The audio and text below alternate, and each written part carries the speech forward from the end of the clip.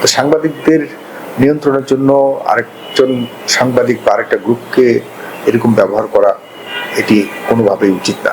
যে একজন দায়িত্বশীল মন্ত্রী বা প্রতিমন্ত্রী তিনি যদি তার বিরুদ্ধে কোনো আনিত অভিযোগের উপরে ভিত্তি করে কোনো প্রকাশিত খবরের কারণে যদি ওই সংশ্লিষ্ট সাংবাদিক বা সেই গণমাধ্যমের বিরুদ্ধে কোনো ব্যবস্থা নেন, তাহলে এটি আসলে আমাদের জন্য চরম দুঃখজনক হবে।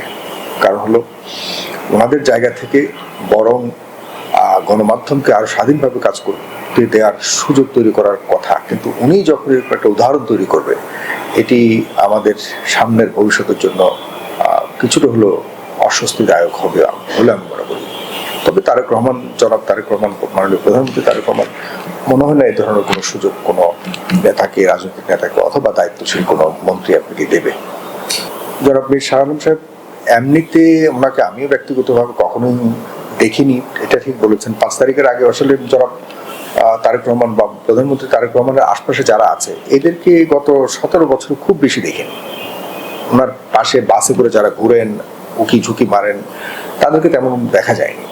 কিন্তু তারাই অনেকেই এখন বাংলাদেশের মিডিয়াকে অনেকটাই নিয়ন্ত্রণ করার চেষ্টা চালাচ্ছে। আমি জানি না এটা কতটা মাননীয় প্রধানমন্ত্রীর মাথায় আছে বা তার কাছে তথ্যগুলি আছে কি না।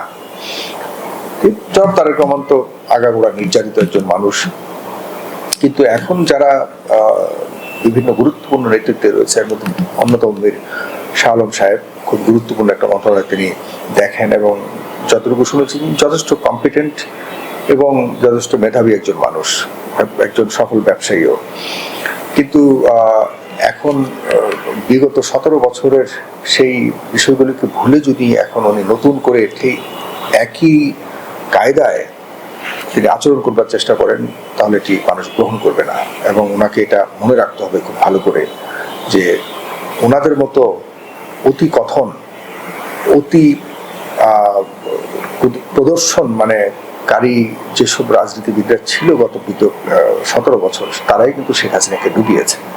এটি ওনাকে মনে রাখতে হবে, কারণ সাধারণ মানুষ, জনগণ আর এমন অতি কথন এবং কাজে কর্মে আসলেই কোনো কিছু না এই টাইপের রাজনীতিবিদদের আর দেখতে চায় না। পরিবর্তন হয়েছে, যথেষ্ট হয়েছে, আর নেবে না মানুষ, মাথায় রাখতে হবে। আমি আসলে এই সরকার, বিশেষ করে তারেক রহমান সরকারের এই 3 মাসের মধ্যে ওইরকম 17 বছরের বঞ্চনার যে গ্লানি, যে দুর্দশা, সেটার সাথে তুলনা করার বোকামি হবে। তবে এটা ঠিক যে চতুর্দিকে আমাদের যেসব মেইন স্ট্রিম মিডিয়া বলতে যারা সবসময় আমরা মনে করি স্বাধীনভাবে কাজ করবার আর তাদের সেই সক্ষমতা থাকবার কথা, সেখানে কিছুটা হলে তো আমরা নীরবতা দেখতে পারি। সেটা কি এখন সরকারের নিয়ন্ত্রণ নাকি সেলফ সেন্সর, এটা এখনো পর্যন্ত নির্ণয় করার সুযোগ আসেনি। আরেকটু সময় লাগবে। এই মামলাটার বিষয়বস্তু এবং মামলাটার যে ক্যারেক্টারিস্টিক অবস্থান, তাতে এখানে হয়তো কৌশল অবলম্বন করতে পারেন। শাহ আলম সাহেব তার নিজে বাদী হননি, নিজে এসব ব্যাপারে কিছু বলেন, কিন্তু ওনার বিরুদ্ধে যে আপনারা অগ্রযাত্রা খবরগুলি প্রকাশ করেছে, এরপরেই এই সূত্র ধরেই মামলাটা হয়েছে। সুতরাং ওনার কোনো শুভাকাঙ্ক্ষী করেছে বা ওনার কোনো ঘনিষ্ঠ লোক করেছে। যিনি করেছেন তিনিও যতটুকু শুনেছেন একজন সাংবাদিক। তো সাংবাদিকদের নিয়ন্ত্রণের জন্য আরেকজন সাংবাদিক বা আরেকটা গ্রুপকে এরকম ব্যবহার করা এটি কোনোভাবেই উচিত না।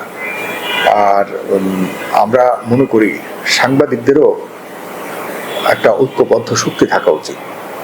এটা দেশের জন্য, দেশের ভবিষ্যতের জন্য মাননীয় প্রধানমন্ত্রী তারেক রহমানের যে স্বপ্নের বাংলাদেশ গড়বার প্রত্যয়, এটাকে বাস্তবায়ন করতে হলে স্বাধীন সাংবাদিক বা স্বাধীন গণমাধ্যম অন্যতম একটি জরুরি বিষয়।